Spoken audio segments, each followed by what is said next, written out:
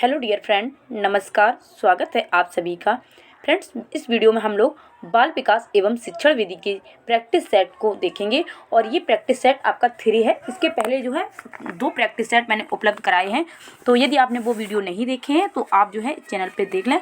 और यहाँ पर हम लोग देखेंगे तीसरा प्रैक्टिस सेट है और यहाँ पर क्वेश्चन नंबर 1 से शुरुआत करते हैं। ये वीडियो आप UP TET, C TET, MP TET, REET, other state के टेट या सुपर टेट के लिए देख सकते हैं। तो शुरुआत करते हैं अपने वीडियो की और यहाँ पर है आपका पहला क्वेश्चन, कमजोर वर्ग के लिए शिक्षा योजना है। तो यहाँ पर ऑप्शंस आपको दिए हैं, मध्याह्न भोजन योजना, शिक्षा गारंटी योजना।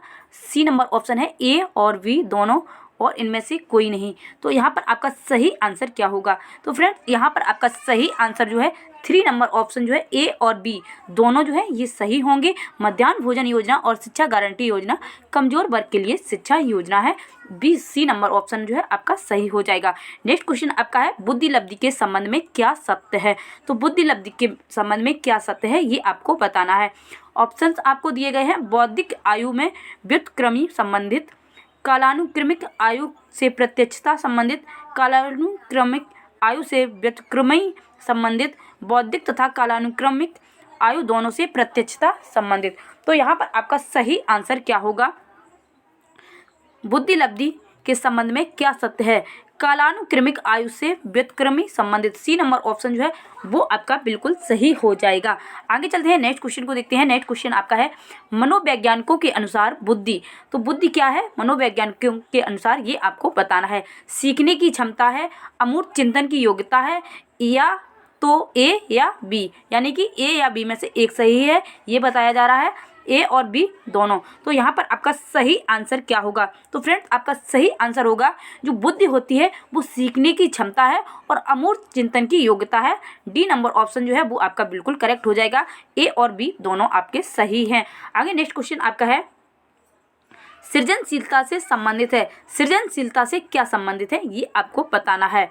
प्रवाह, मौलिकता, लचीलापन, निस्तारण। तो सृजनशीलता से क्या संबंधित है? यहाँ पर आपका सही आंसर होगा D number. D number option जो है वो आपका बिल्कुल करेक्ट हो जाएगा। आगे नेक्स्ट क्वेश्चन आपका है, अधिगम सोपानकी को आर एम गैनिक कितने वर्गों में विभाजित करते हैं? जो अधिगम के सोपान आपको आपके सिलेबस में है, तो यहाँ पर आर एम गैनिक के अनुसार पूछा गया है कि इन्होंने जो है कितने वर्गों में इसको विभाजित किया है। यहाँ पर आपका सही आंसर क्या होगा? 7 वर्ग, 6 वर्ग, 8 वर्ग और 11 वर्ग। तो यहाँ पर आपका सही आंसर होगा सी नंबर ऑप्शन जो है 8 वर्ग। अधिगम सोपानकी में जो आर एम गैने हैं इन्होंने इसको 8 वर्गों में विभाजित किया है। आगे चलते हैं, नेक्स्ट क्वेश्चन को देखते हैं। नेक्स्ट क्वेश्चन जो आपका है, मैस्लो के अभिप्रेरणा सिद्धांत को कहा जाता है। मैस्लो का अभिप्रेरणा सिद्धांत जो है इसको सिद्धांत को क्या कहा जाता है ये आपको बताना है। आवश्यकता का सिद्धांत, शारीरिक सिद्धांत, दृढ़ इच्छा शक्ति का सिद्धांत, अंतर्नोद का सिद्धांत। यहाँ पर आपका सही आंसर होगा ए नंबर ऑप्शन जो है वो आपका बिल्कुल करेक्ट हो जाएगा। मैस्लो के अभिप्रेरणा सिद्धांत को आवश्यकता का सिद्धांत भी कहा जाता है। आगे नेक्स्ट क्वेश्चन है, आउट ऑफ द बॉक्स चिंतन किससे संबंधित है? तो ये आपका किससे संबंधित है? अनुकूल चिंतन, स्मृति आधारित चिंतन, अपसारी चिंतन, अभिसारी चिंतन। यहाँ पर आपका सही आंसर होगा आउट ऑफ द बॉक्स जो है ये आपका जो है किस चिंतन से संबंधित है? तो यहाँ पर सी नंबर ऑप्शन जो है वो आपका सही हो जाएगा, अपसारी चिंतन से ये संबंधित है। आगे नेक्स्ट क्वेश्चन की ओर चलते हैं। नेक्स्ट क्वेश्चन आपका है, बच्चों को शाब्दिक या गैर शाब्दिक दंड देने का परिणाम होता है। बच्चों को शाब्दिक या गैर शाब्दिक दंड देने का परिणाम क्या होता है ये आपको बताना है। उन्हें कार्य करने के लिए प्रेरित करना, बच्चे की छवि की सुरक्षा करना, उनके अंकों में सुधार करना, उनके स्वयं के प्रति अवधारणा को नष्ट करना। यहाँ पर आपका सही आंसर क्या होगा? तो यदि आपको जो है बच्चे को शाब्दिक या गैर शाब्दिक दंड देने का परिणाम जो है क्या होगा, तो यहाँ पर आपका जो है सही आंसर होगा डी नंबर ऑप्शन। यदि आप बच्चे को किसी भी प्रकार का दंड दे रहे हैं तो उनके अंदर जो है उनके स्वयं के प्रति अवधारणा को नष्ट किया जाता है। यहाँ पर डी नंबर ऑप्शन जो है वो आपका सही हो जाएगा। आगे नेक्स्ट क्वेश्चन आपका है, निम्नलिखित में से कौन सा कारक स्मृति से संबंधित नहीं है? स्मृति से कौन सा कारक संबंधित नहीं है ये आपको बताना है।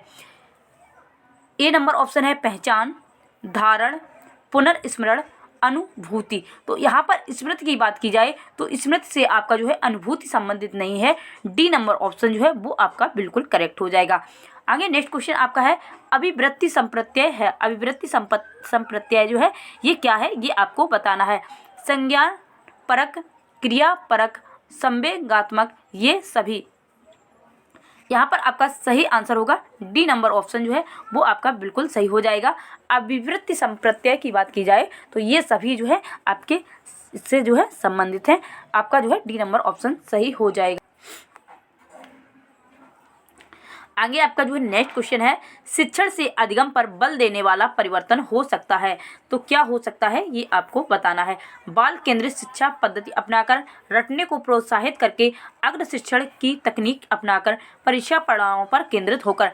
तो यहाँ पर आपका सही आंसर क्या होगा फ्रेंड्स। ये जो शिक्षण से संबंधित क्वेश्चन होते हैं इनको किस प्रकार से सॉल्व किया जाए इसके लिए भी मैंने आपको चैनल पर एक वीडियो दिया था और वो वीडियो आप ज़रूर देखें कि टेट की जो है पेडागोगी किस प्रकार से सॉल्व की जाती है। यदि आप एक की पेडागोगी सॉल्व करना सीख गए, एक का जो है शिक्षण के क्वेश्चन सॉल्व करना सीख गए, तो आप जो है 5 के 5 सब्जेक्ट की जो है पेडागोगी सॉल्व करना सीख जाएंगे।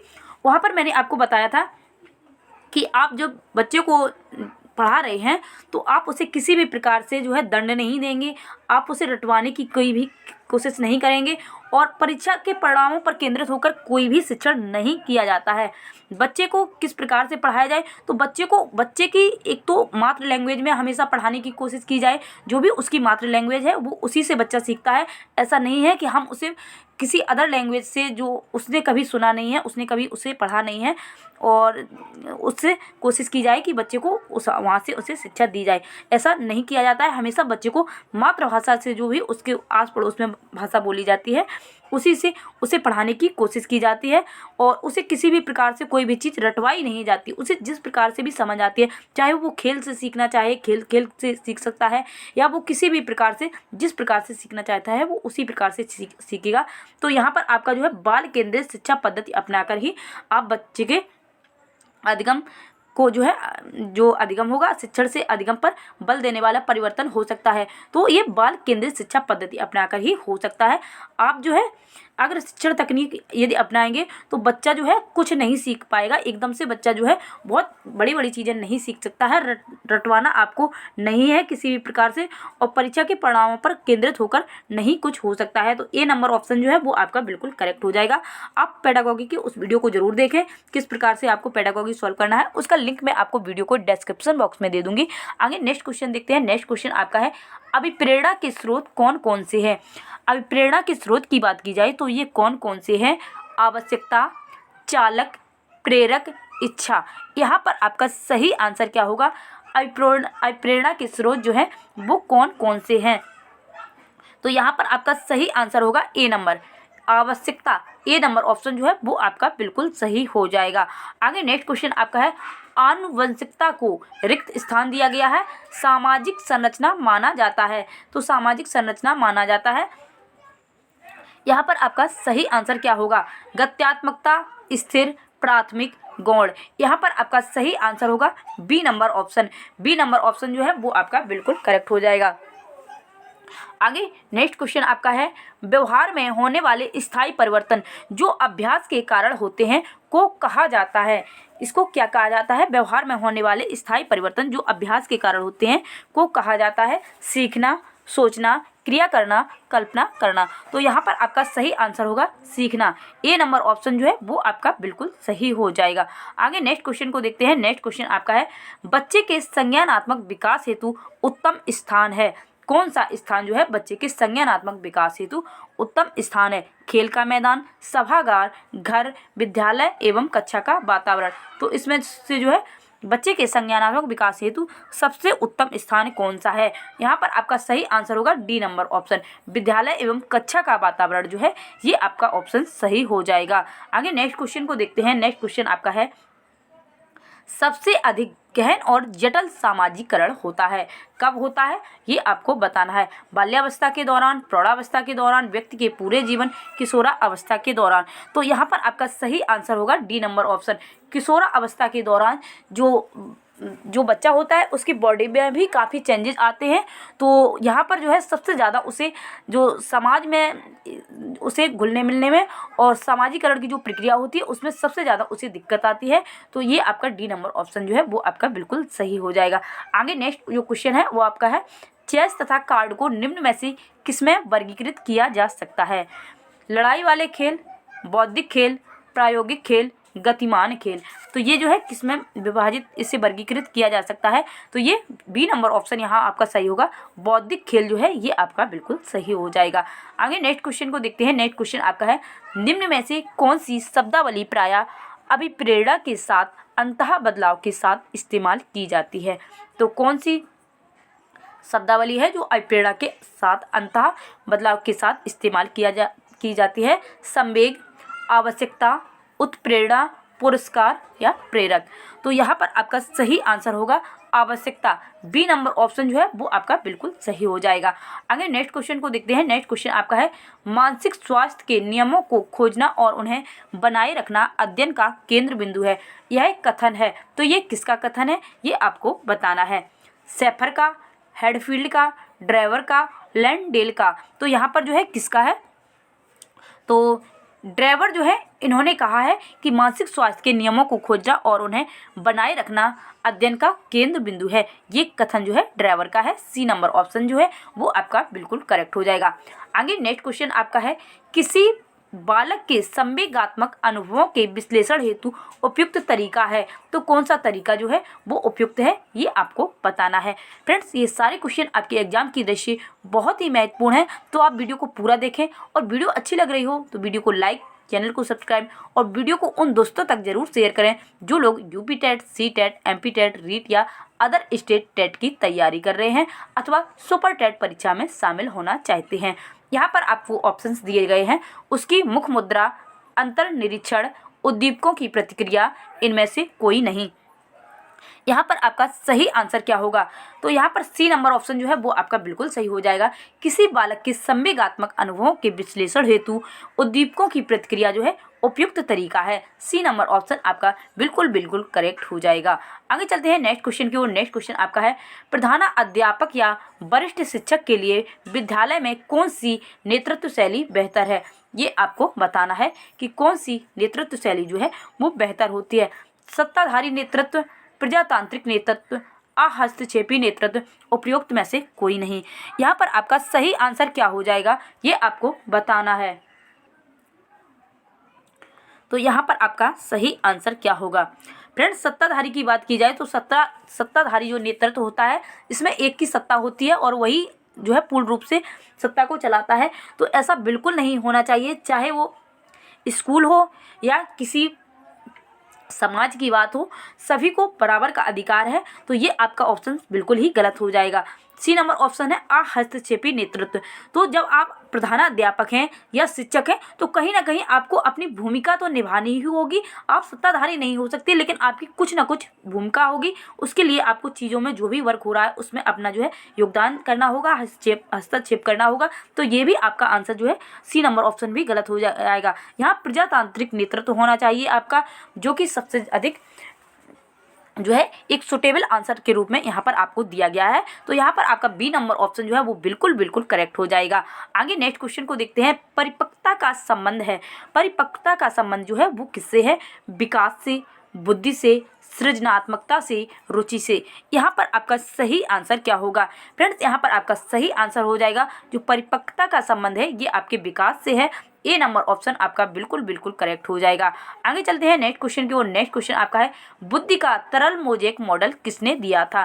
तो ये आपको बताना है कि बुद्धि का जो तरल मोज़ेक मॉडल है किसने दिया था? कैटल ने, गिलफोर्ड होगा यहाँ पर, गिलफोर्ड ने, थर्स्टन ने, स्पीयरमैन ने। यहाँ पर आपका सही आंसर होगा ए नंबर ऑप्शन जो है कैटल ने दिया था। ए नंबर ऑप्शन जो है वो आपका बिल्कुल करेक्ट हो जाएगा। आगे चलते हैं नेक्स्ट क्वेश्चन की ओर। नेक्स्ट क्वेश्चन आपका है, विकास में वृद्धि से तात्पर्य है, विकास में वृद्धि से तात्पर्य है ज्ञान में वृद्धि, संवेग में वृद्धि, वजन में वृद्धि, आकार, सोच समझ और कौशलों में वृद्धि। तो यहाँ पर आपका सही आंसर क्या होगा फ्रेंड्स, आप जो है ऑप्शंस को देखकर ही समझ जाएंगे कि डी नंबर ऑप्शन यहाँ आपका बिल्कुल करेक्ट है।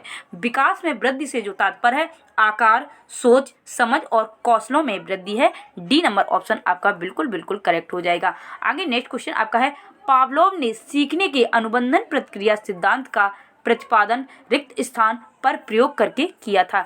तो किस पर किया था पावलोव ने जो है वो आपको बताना है। यहाँ पर आपका सही आंसर होगा जो पावलोव ने है सी नंबर ऑप्शन जो है कुत्ते पर प्रयोग किया था। कुत्ते की जो लार है वो कब टपकती है उसे खाना दिखा के उन्होंने ये प्रयोग किया था। तो घंटी और खाना और कुत्ता ये चीज़ें इसमें इन्होंने प्रयोग की थी। तो यहाँ पर आपका सी नंबर ऑप्शन जो है वो बिल्कुल बिल्कुल करेक्ट हो जाएगा। पहले कुत्ते को कुछ दिन जो है घंटी बजा के खाना दिया जाता था और तब उसके जो है लार टपकने लगती थी। तो वही चीज़ें इसमें हैं। तो यहाँ सी नंबर ऑप्शन जो है वो आपका बिल्कुल बिल्कुल करेक्ट है। आगे नेक्स्ट क्वेश्चन आपका जो है यहाँ पर ये निम्न में से कौन सा कथन शिक्षण के बारे में सत्य नहीं है। 4 कथन दिए गए हैं और आपसे पूछा गया है कौन सा कथन जो है वो सही नहीं है। शिक्षण में सुधार किया जा सकता है, बिल्कुल सही बात है, शिक्षण में सुधार किया जा सकता है। शिक्षण औपचारिक या अनौपचारिक है, बिल्कुल सही बात है, शिक्षण औपचारिक अनौपचारिक दोनों होते हैं। शिक्षण विज्ञान के साथ कला भी है, बिल्कुल सही बात है, शिक्षण एक विज्ञान के साथ कला भी है। नेक्स्ट ऑप्शन क्या है वो आप यहाँ पर देख लें, शिक्षण अन्वेषण है। तो यहाँ पर डी नंबर ऑप्शन जो है यही आपका गलत है और यही आपका सही आंसर है, क्योंकि यहाँ पर नहीं पूछा गया है कि कौन सा सत्य नहीं है। तो इसलिए यहाँ पर डी नंबर ऑप्शन जो है वो आपका बिल्कुल बिल्कुल करेक्ट हो जाएगा। आगे नेक्स्ट क्वेश्चन को देखते हैं। नेक्स्ट क्वेश्चन आपका है, विकास के किस काल को अत्यधिक दबाव और तनाव का काल कहा गया है। ये क्वेश्चन बहुत ज़्यादा महत्वपूर्ण है और बहुत बार ये आपके टेट और सीटेट वगैरह एग्जाम्स में पूछा जा चुका है। किशोरावस्था, प्रौढ़ावस्था, मध्यावस्था, वृद्धावस्था, ये यहाँ पर आपका सही आंसर होगा ए नंबर ऑप्शन जो है वो आपका बिल्कुल सही हो जाएगा। किशोर अवस्था का जो काल होता है वो अत्यधिक दबाव और तनाव का काल होता है। यहाँ पर ए नंबर ऑप्शन आपका बिल्कुल बिल्कुल सही हो जाएगा। निःशक्त बालकों की शिक्षा के लिए प्रावधान किया जा सकता है, कौन सा जो है प्रावधान किया जा सकता है। बाल अपराध, कमजोरों को डराने वाला, भगोड़ापन, स्वलीनता। तो यहाँ पर आपका सही आंसर क्या होगा, यहाँ पर आपका जो है सही आंसर क्या होगा। तो यहाँ पर आपका सही आंसर क्या है, तो फ्रेंड्स इसमें मुझे कोई ऑप्शन समझ में नहीं आ रहा है। ये आपको कोई ऑप्शन समझ में आ रहा हो तो आप कमेंट करके बता सकते हैं। मेरे हिसाब से ये क्वेश्चन मुझे कुछ ठीक नहीं लग रहा है, इसलिए मैं इसका आंसर नहीं करूँगी। आगे नेक्स्ट वाले क्वेश्चन पर चलते हैं। नेक्स्ट क्वेश्चन आपका जो है, निम्नलिखित में से स्मरण की कौन सी विधि है। निम्नलिखित में से स्मरण की कौन सी विधि है। मिश्रित विधि, विचार सहचार विधि और ए और बी, उपयुक्त में से कोई नहीं। तो यहाँ पर आपका कौन सा आंसर जो है वो आपका सही होगा, स्मरण की कौन सी विधि है। तो यहाँ पर सी नंबर ऑप्शन जो है वो आपका बिल्कुल करेक्ट होगा। मिश्रित विधि, विचार सहचर विधि जो है स्मरण की विधि है। यहाँ पर आगे नेक्स्ट क्वेश्चन आपका है, मानसिक रूप से विचलित बालकों की श्रेणी में आते हैं, कौन आते हैं। मंद बुद्धि बालक, सृजनशील बालक, प्रतिभाशाली बालक, उपयुक्त सभी। मानसिक रूप से विचलित बालकों की श्रेणी में जो आते हैं उन बालकों को क्या कहा जाता है। तो यहाँ पर उपयुक्त सभी होगा, उपयुक्त सभी डी नंबर ऑप्शन जो है वो आपका बिल्कुल सही हो जाएगा। मानसिक रूप से विचलित होने का कारण मतलब ये नहीं है कि वो बच्चे मंद बुद्धि होंगे, कभी कभी वो बच्चे बहुत अधिक सृजनशील भी हो सकते हैं। तो यहाँ पर आपका डी नंबर ऑप्शन जो है सही होगा। वो मंद बुद्धि बालक भी हो सकते हैं यदि उनका मानसिक रूप से किसी भी प्रकार से वो विचलित हो गए तो उनका मानसिक स्तर डाउन भी हो सकता है और बहुत अधिक वो जो है सृजनशील भी बन सकते हैं, प्रतिभाशाली भी बन सकते हैं। इसलिए यहाँ पर डी नंबर ऑप्शन जो है आपका बिल्कुल बिल्कुल करेक्ट हो जाएगा। तो इस प्रकार से हम लोगों ने बाल विकास एवं शिक्षण विधि के 30 महत्वपूर्ण क्वेश्चंस को देखा। फ्रेंड्स इसी प्रकार से प्रैक्टिस सेट आपको कंटिन्यू प्रोवाइड किए जाते रहेंगे। आप चैनल पर बने रहें। वीडियो अच्छी लगी हो वीडियो को लाइक, चैनल को सब्सक्राइब, वीडियो को शेयर जरूर करें। Thank you.